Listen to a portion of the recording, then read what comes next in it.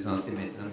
Denis Geffrey. M. Geffrey a dirigé le Centre interuniversitaire de recherche sur la formation et la profession enseignante de l'Université Laval durant plusieurs années. Il a publié de nombreux livres et maints articles scientifiques sur ces questions. Il s'est également impliqué beaucoup en coopération internationale interuniversitaire, principalement avec des confrères de France, notamment avec le professeur Michel Maffesoli de la Sorbonne et David de Breton et Gauguel d'Alongdance de l'Université de Strasbourg.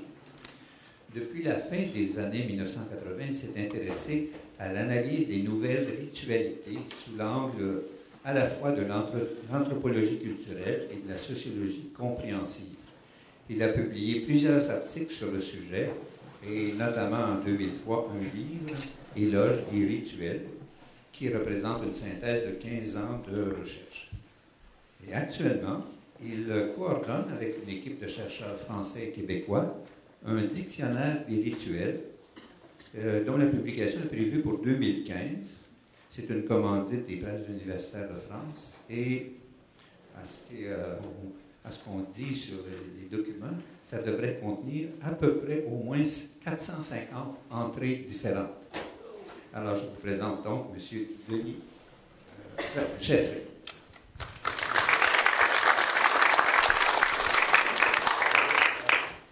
Bonjour.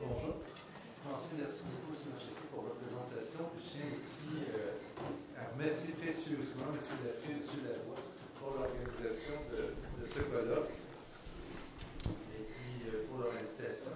Donc, je voulais principalement vous parler de la conception du secret chez Gilbert Durand. Mais au cours des derniers mois, j'ai relu à peu près la totalité de ses œuvres et je peux vous dire qu'il aborde très peu la question du secret. Ça fait longtemps que je n'avais pas lu M. Durand. Moi, je suis un ancien étudiant de Michel Maffesoli, donc qui était un grand ami, un disciple de Gilbert Durand, et j'ai connu Gilbert Durand par le biais de Michel Maffesoli. Donc, au lieu de, je dirais, surtout développer sur le concept de secret, je vais plutôt reprendre ce concept très précieux au cœur de cela de Gilbert Durand, qui est celui de symbole, et puis essayer de terminer ma présentation en montrant comment le symbole et le sacré peuvent s'amalgamer.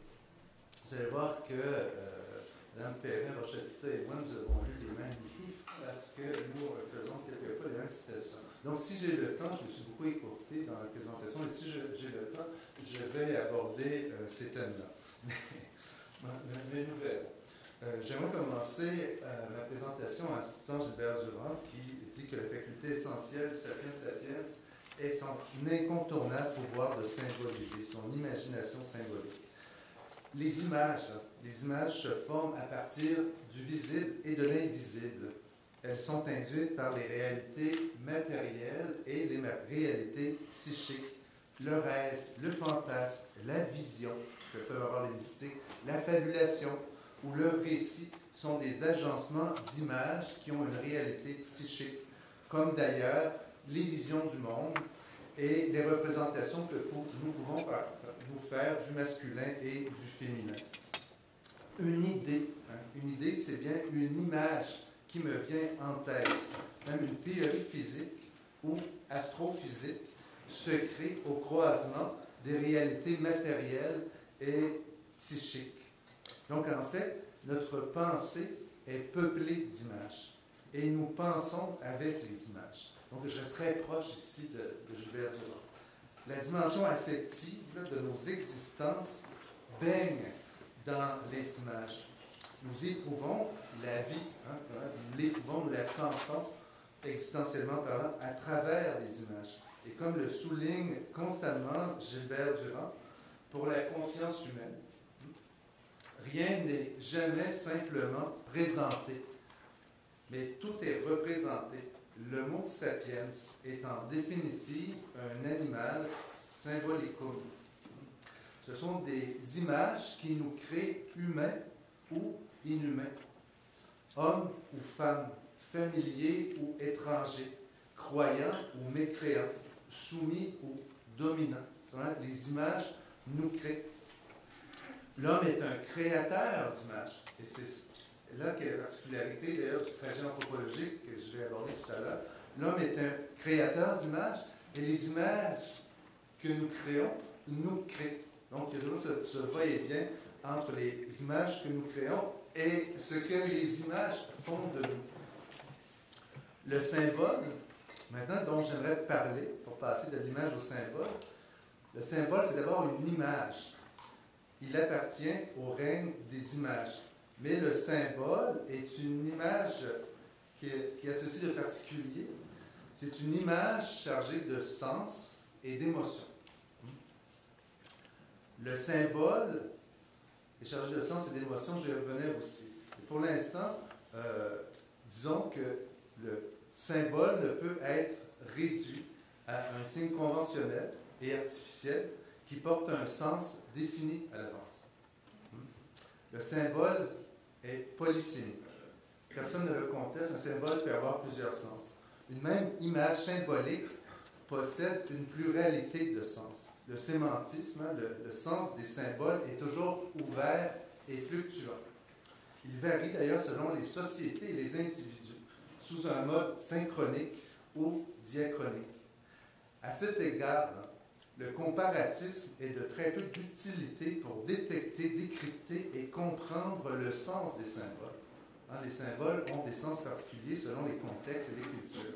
Par exemple, le cœur est associé à la dimension amoureuse et affective en Occident, alors que l'image de l'amour est le foie dans d'autres cultures. Pensons aussi à la Svastiska, reprise par le Parti national-socialiste allemand. La célèbre croix gammée des nazis évoque la terreur politique, alors que dans bien d'autres cultures, c'est un symbole religieux qui représente ou la chance ou l'éternité. Donc, il faut toujours faire attention. Les symboles n'ont pas les mêmes sens, et leur sens évolue selon les cultures. Donc,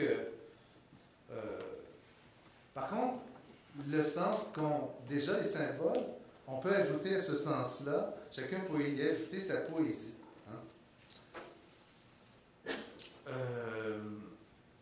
Gilbert Durand, même s'il n'aime pas toujours citer Freud, quand même, il connaît très bien la pensée freudienne et il reprend souvent des métaphores, des images qui ont été lancées par Freud, dont cette fameuse image de l'iceberg, dont nous dit-il, la partie émergée, la partie visible représente un sens qui est apparent, un sens facile à capter, alors que la partie qui est immergée de l'iceberg représente toute cette partie de sens qui reste mystérieuse, qui est plus difficile à capter.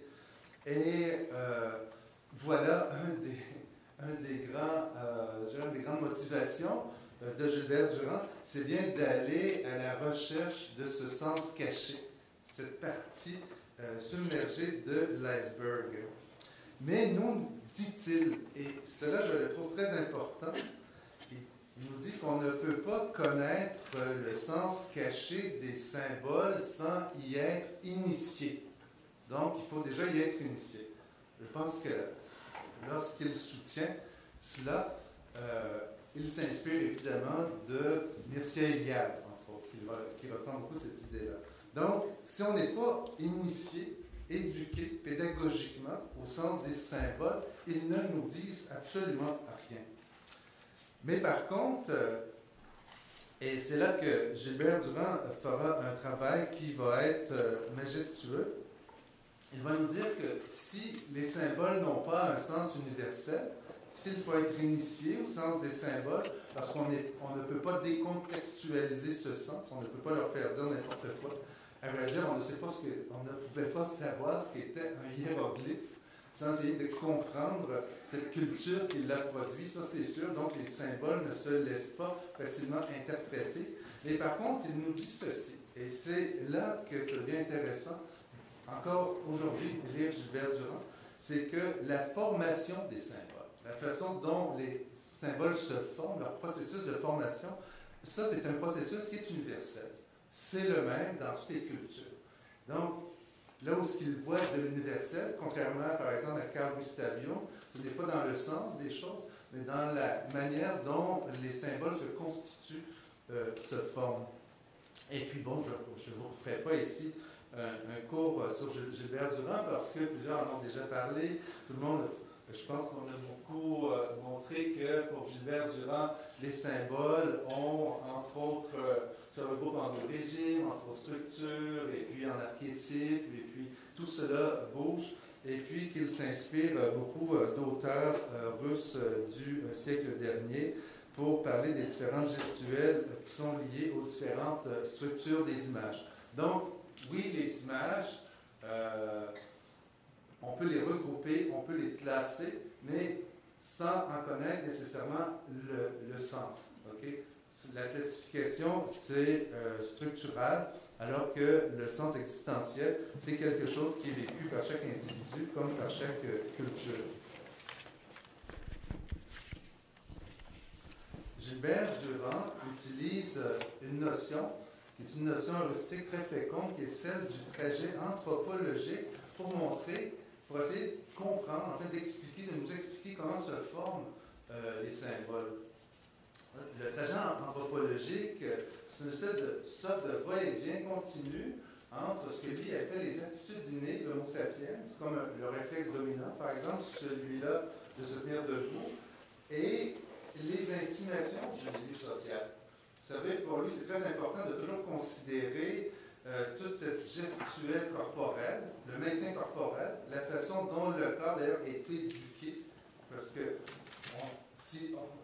ce qui nous amène à être un être, l'homo erectus, un être debout, c'est pas rien, c'est juste une évolution, donc on part déjà de là, mais il nous dit par contre qu'on ne peut pas comprendre le jeu des images, le jeu des symboles, sans considérer la culture qui produit le sens de ces images-là. C'est ce qu'il appelle le trajet anthropologique, qui est une notion très importante pour lui.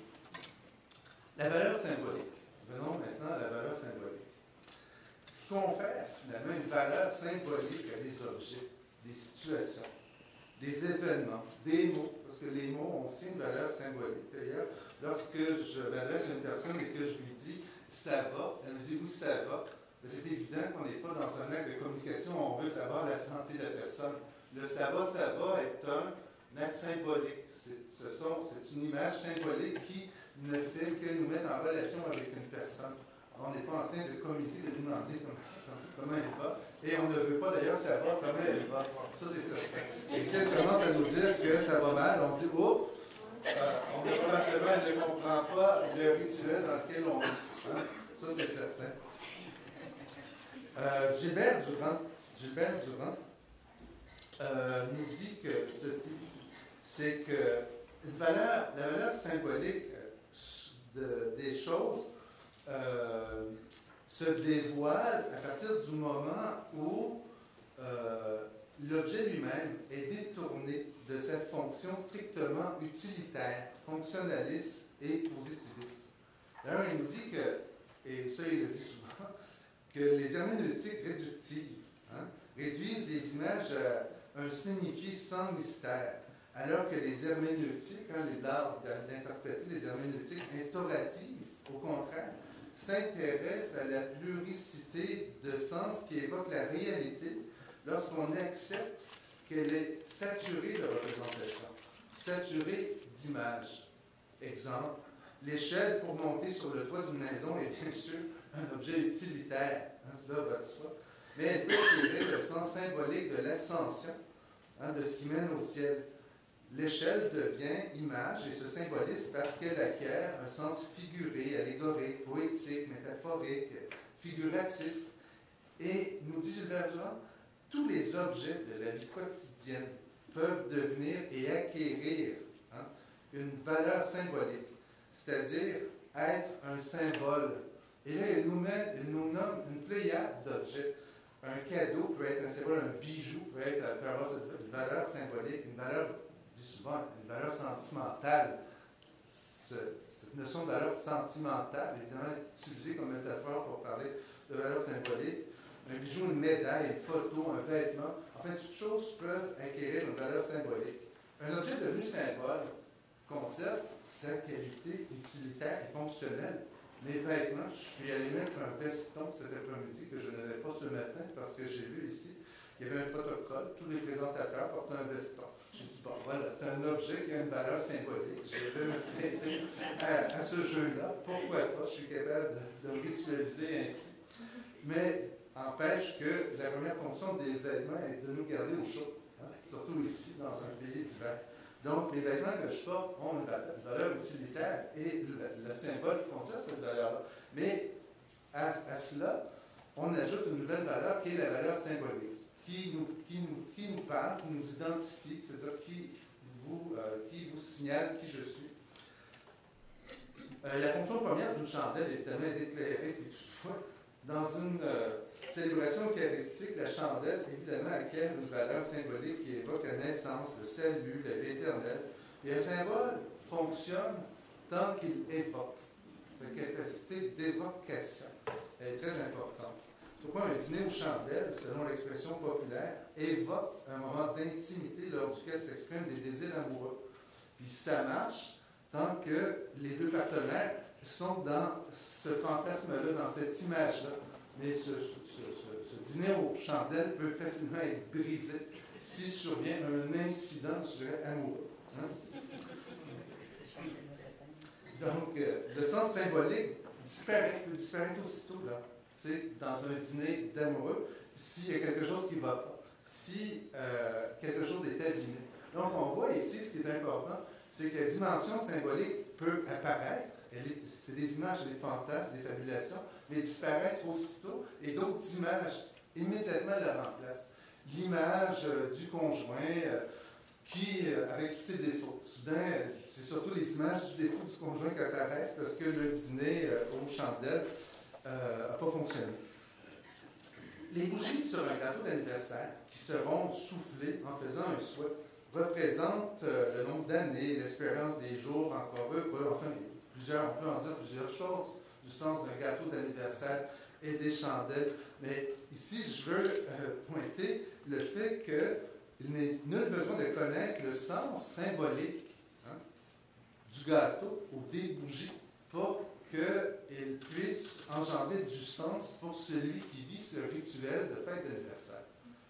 Habituellement, il y a à peu près juste les spécialistes des rites, des symboles qui vont savoir qu'est-ce que c'est que ce gâteau, quel est le sens symbolique de ce gâteau, quel est le sens symbolique des bougies, pourquoi on se donne un cadeau, quel est l'enjeu rituel de cet échange de cadeaux, pourquoi les cartes, pourquoi avoir une chanson qu'on va entonner à la suite lorsqu'on donne des cadeaux. Enfin, il y a plusieurs, je dirais, mitaines dans un rituel d'anniversaire et il n'est nul besoin de les connaître pour que ça fonctionne. Donc, l'efficacité symbolique ne fonctionne pas parce qu'on connaît le sens des symboles. Pourquoi cela? Parce que les symboles sont surtout du sens vécu. Et il faut surtout, ici je vais en parler, je m'en viens là-dessus. Je m'en viens là-dessus. Qu'est-ce qui crée un symbole? Ce qui crée un symbole. Je revenais avec cette question du sens vécu. J'essaie aussi de rentrer dans mon temps, donc ce qui crée un symbole, essentiellement deux éléments. Commencer, un symbole, c'est une image chargée d'affect, une image chargée d'émotion, une image chargée de passion, chargée d'énergie, chargée d'une vitalité, soit-elle douce, violente, pure, impure. Il faut qu'il y ait de l'énergie, de la vitalité. S'il n'y a pas d'énergie, d'émotion, de vitalité, le symbole fonctionne à peu près pas. Ça, c'est très important. Et deuxièmement, le symbole est une image qui donne à vivre du sens. Ça, c'est assez étonnant parce que le sens qui est vécu par un symbole, par exemple, dans une fête d'anniversaire, il y a le gâteau, il y a les chandelles, il y a les ballons, il y a plein d'objets symboliques. Et les enfants les veulent, tous ces objets-là. Ils ont l'impression que s'il n'y a pas les ballons, il n'y a pas le gâteau, ou si on ne chante pas la chanson, que ça ne fonctionne pas, que le rituel n'est pas efficace. Il ne sait pas pourquoi. Mais tout ce qu'il sait, c'est que lorsque ça se passe ainsi avec tous ces symboles, il vit du sens. Ça fait sens pour lui. C'est ce qu'on appelle le sens vécu. Et c'est ce qui est le plus important avec les symboles, c'est que ça donne à vivre du sens. Non pas un sens intellectualisé plutôt. Ça, Gilbert Durand l'a bien montré, mais vraiment quelque chose qui vient nous toucher. Et ce qui nous touche, là, ce sens qui nous touche, c'est bien le sens de l'émotion. C'est que ce rituel-là, ces symboles-là créent de l'émotion, dirait Gilbert Durand, qui nous lie ensemble.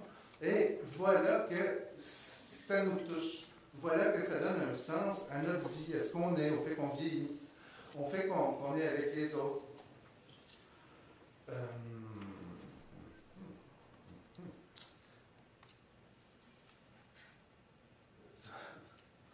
Citation que nous avions ensemble. Le sens des symboles. J'essaie d'être très synthétique et vous m'excuserez si je ne prends pas le temps de m'expliquer, mais j'ai essayé, pour des raisons de chronométrie, de respecter le temps qui m'était alloué. Le sens des symboles se matérialise dans l'objet. Il y a quelque chose d'assez important qui se joue avec les symboles, surtout dans le monde religieux, mais pas juste dans le monde religieux. C'est que les symboles réalisent le sens qu'ils portent. Ben, qu'est-ce que ça veut dire? Qu'est-ce que ça veut dire? Hein, c'est une métaphore qui paraît un peu abstraite, mais exemple simple. Le vin de l'Eucharistie devient vraiment le sang de Jésus. OK? Donc, le vin reste du vin.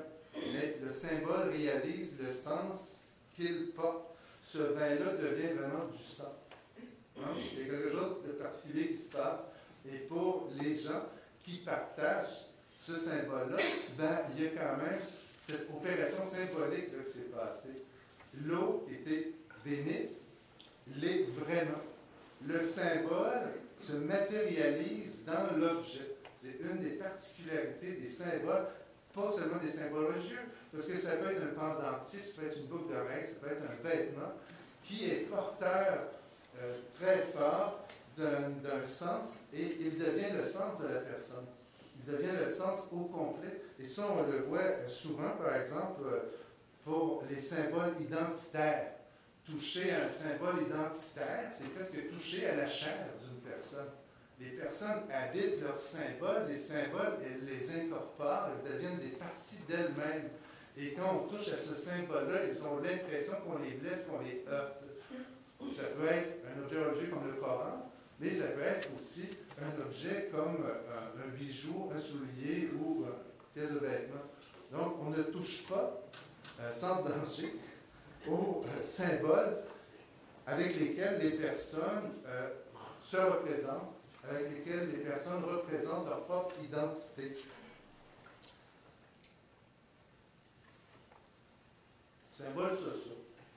Je pense que je vais arriver. Symboles et liens sociaux. Je vais assez rapidement. La plus grande majorité des symboles là, ont une valeur de participation. Ils renvoient à un sens partagé. Ils font lien et créent du lien. Là, le baptistolien que je suis, évidemment, pourrait vous parler longtemps de cette problématique, parce que c'est la grande problématique qui a été étudiée, analysée par Michel Mattesoli dans ses 20e, je pense qu'il doit être rendu à son 22e livre. Donc, dans chacun de ces livres, il reprend, je dirais, un pan de cette métaphore, comment le symbole crée du lien. Donc, le symbole rassemble, même sous une même identité, ceux et celles qui le touchent. Par conséquent, il institue, le symbole institue une identité commune. Pas d'identité sans symbole, c'est clair comme ça. La désymbolisation, la démythification ne contribuent pas à, je dirais, mettre ensemble des personnes qui veulent avoir des interactions qui sont pacifiques. Donc, pour le dire autrement, là, les individus se constituent une identité à travers les symboles qui les représentent. Logique des symboles. Non, je suis trop loin. Voilà, logique des symboles. Logique des symboles, j'ai entendu le propos chez tous les conférenciers ce matin. C'est une logique qui est très importante. D'ailleurs, je pense que c'est le cœur même de toute la pensée durandienne. C'est que les images symboliques ont comme fonction d'équilibrer des éléments ambivalents. Okay? Je laisse un peu le texte pour pouvoir aller plus rapidement. Carl Gustav Jung avait montré déjà qu'un archétype réunit toujours des éléments opposés.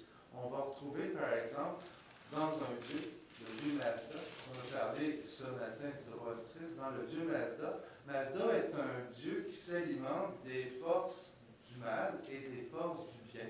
Un peu comme Shiva. Shiva est un dieu crée et qui détruit. Okay? Beaucoup des grands symboles à travers l'histoire de l'humanité portent des antagonismes. Carl Gustav Jung nous disait que l'archétype représente la synthèse de ces antagonismes, ce qui avait pour effet, chez Jung, de neutraliser les antagonismes.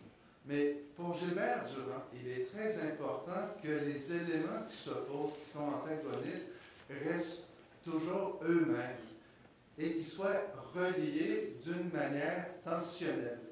Donc, bien sûr, l'être humain n'est ni Dieu ni bête, mais il est toujours en tension entre ces deux éléments-là. Et c'est pourquoi il va nous dire qu'au lieu de parler d'une synthèse, le symbole ne représente pas une synthèse d'éléments antagonistes, il va plutôt nous dire qu'ils font système.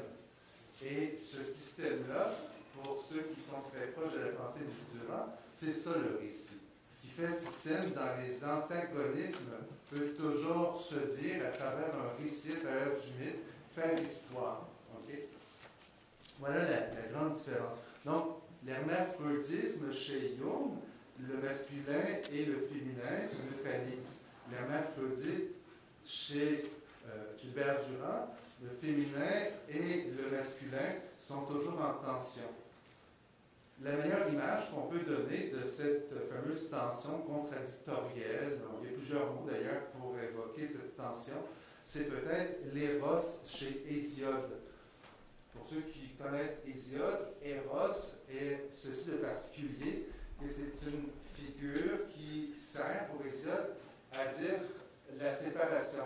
Au début, il y a Gaïa, elle est seule dans l'univers, elle est sortie du chaos, et puis par Eros, Gaïa s'est coupée en deux, elle devient Ouranos et Gaïa. Elle se sépare en deux. Donc, elle sert à séparer, à couper. Ouranos est dans le ciel, Gaïa est ici sur terre, ils sont loin, ils s'ennuient, et le même Dieu, le même Eros, va servir d'attraction. Il va les attirer, les mettre ensemble. Mais vous connaissez le mythe, quand ils sont ensemble, ils ne veulent plus se séparer. Ils forment l'amour passionnel, quoi. Donc, ils restent ensemble, ils ne veulent pas se séparer à tel point que Ouranos, il mange ses enfants. Il les dévore. Il ne veut vraiment pas. Donc, encore là, il faudra que Eros reprenne le dessus comme principe de séparation. Ça sera la répétition après Gaïa et Ouranos avec Rhea et Chronos. Une chose, Chronos va manger ses enfants. Lorsqu'il est accouplé avec sa conjointe, la séparation n'est plus possible.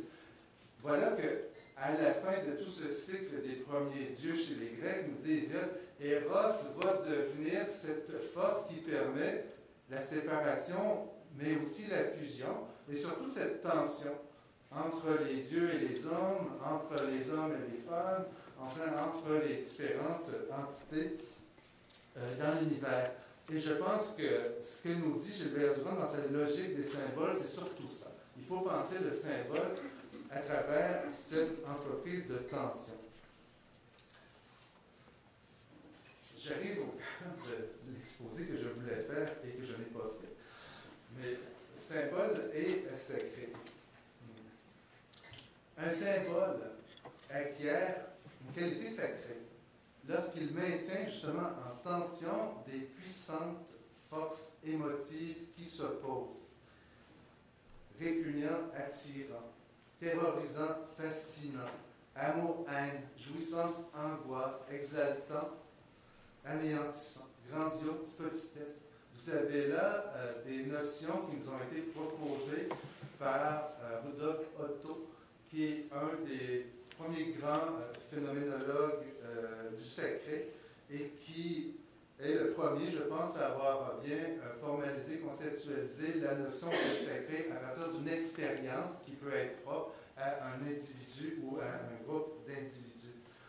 Et voilà ce qu'on peut dire au sujet de cela, c'est que le symbole aurait alors une fonction de domestication et de neutralisation des puissantes forces antagonismes du sacré.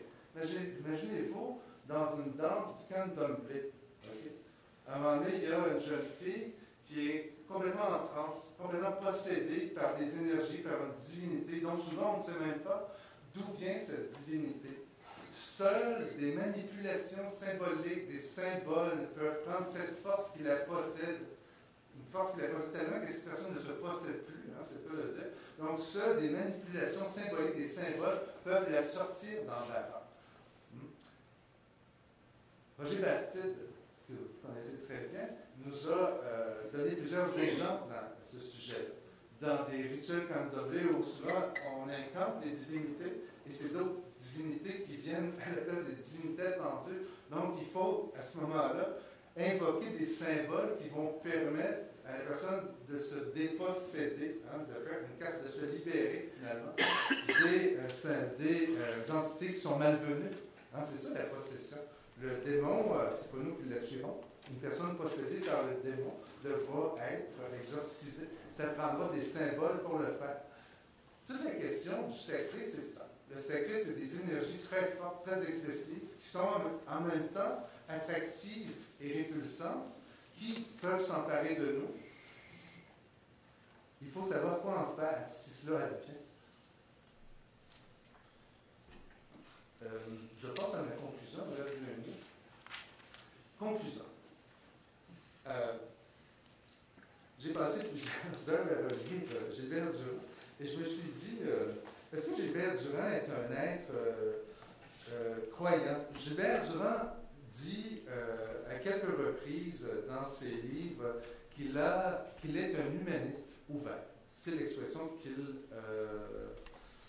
utilise. Et je me suis dit, bon, conservons cette expression et demandons-nous si on ne pourrait pas trouver ce symbole qui pourrait être, je dirais, le symbole de l'homme, l'être humain. Si l'être humain, d'ailleurs, ne pourrait pas devenir le symbole sacré par excellence. Donc, et puis je me suis mis à réfléchir là-dessus, puis je me suis dit, qu'est-ce que c'est que cet être humain, cet homme, qui pourrait devenir une espèce de nouveau symbole, non plus une divinité maléfique ou bénéfique, mais cet être humain que nous sommes, avec nos fragilités, nos vulnérabilités, mais quand même avec des représentations que nous avons, je pense, le devoir de construire pour l'avenir. Il faut encore créer cet avenir. J'ai l'impression que depuis les années 80, on a arrêté de construire l'avenir. On ne se projette que très difficilement dans le futur. On est en pleine de futur, disait Edgar Morin. Et puis, le grand courant punk des années 60-70 en Angleterre nous ont dit qu'on était arrivé dans un... Le punk veut dire point final, no future. Hein, c'était leur grande devise. Moi, je me suis dit, mais qu'est-ce que nous avons à leur proposer?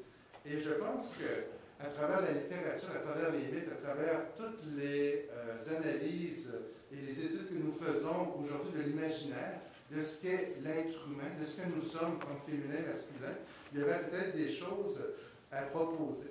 Et si on fait une proposition, il ne faudra jamais oublier une chose, et puis je l'ai pris dans une citation de Gilbert Durand, la fonction symbolique est dans l'homme le lieu de passage. Puis pour moi, un lieu de passage évoque le fait que l'être humain, son identité est très difficilement cernable parce que notre nature, si on peut utiliser le mot nature, est de devenir différent de ce que nous sommes. Le devenir autre est notre nature. Donc nous sommes toujours dans un passage en train de devenir différents. Nous ne savons jamais ce que nous serons bientôt. Donc, depuis notre naissance jusqu'à notre mort, nous sommes toujours dans un long passage. Il arrive souvent que les expériences de ces passages, nous vivons comme des épreuves souvent que les personnes ne veulent pas vivre, mais que d'autres se laissent tenter les vivre. Souvent des expériences, justement, qui suscitent cette énergie qui peut être à la fois repoussante ou attirante. Hein? Quand on est dans un passage de limite, on dit est-ce qu'on y va, est-ce qu'on n'y va pas, c'est repoussant. Et je pense que l'être humain, l'homme, comme symbole du sacré, qui pourrait peut-être aujourd'hui proposer aux générations futures, c'est celui-là qui serait peut-être capable de traverser tous ces passages que nous devons passer à travers la vie, qui sont autant de quête de sens que de quête de ce que, finalement, nous sommes comme êtres humains. Donc, je vous remercie beaucoup de votre attention.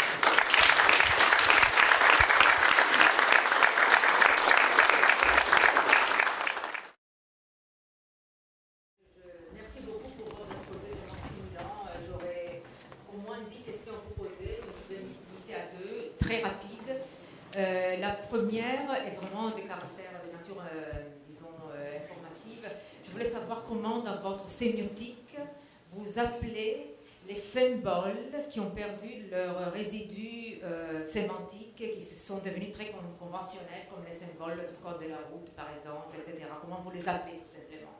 Ces symboles-là, normalement, on appelle à tort ou à raison symboles. Donc, les contenus, les symboles qui ont perdu leur résidu sémantique, comment vous les appelez?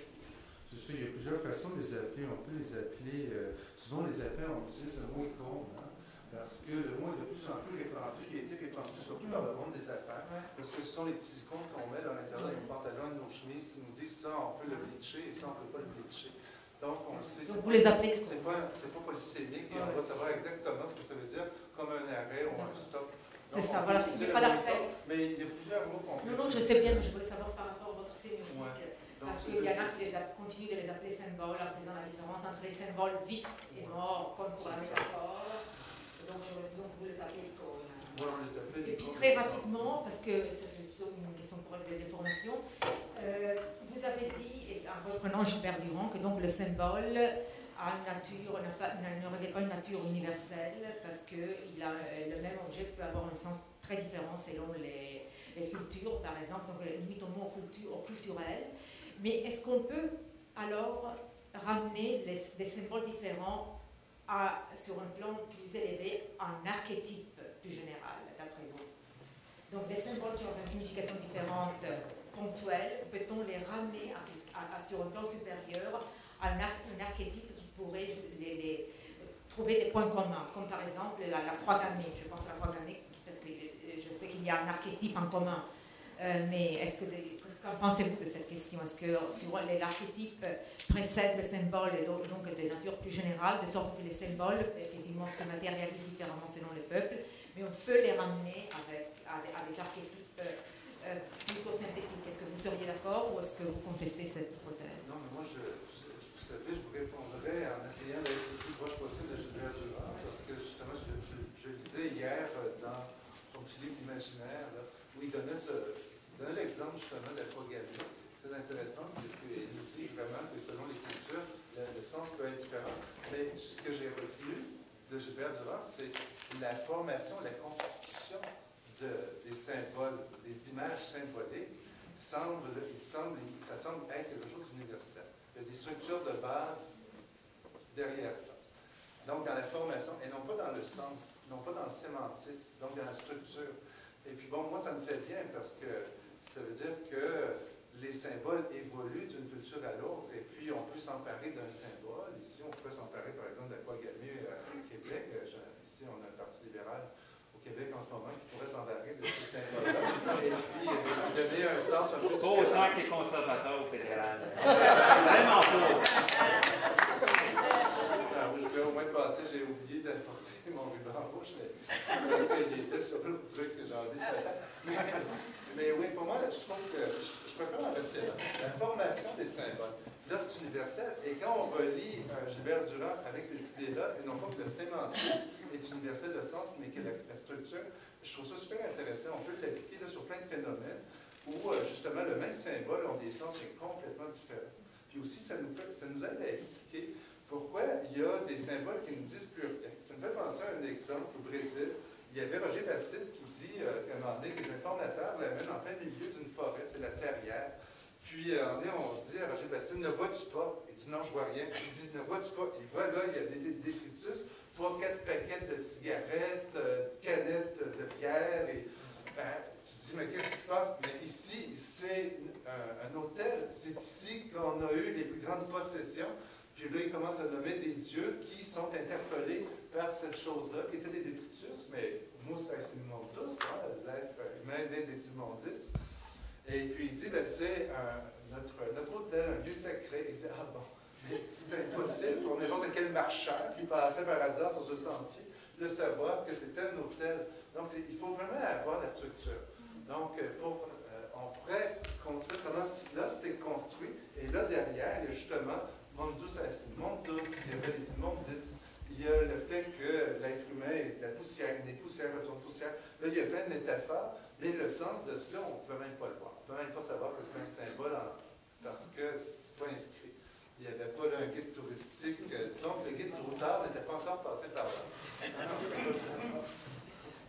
donner le dernier mot à Madame Rocha.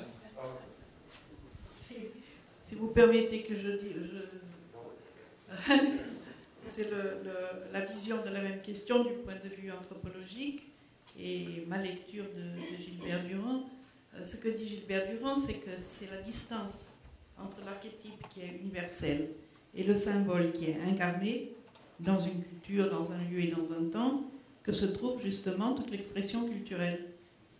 La culture, c'est l'espace qui existe entre l'archétype universel et le symbole incarné. C'est dit autrement, quoi, mais c'est... Alors, merci beaucoup notre conférencier avec le petit cadeau habituel.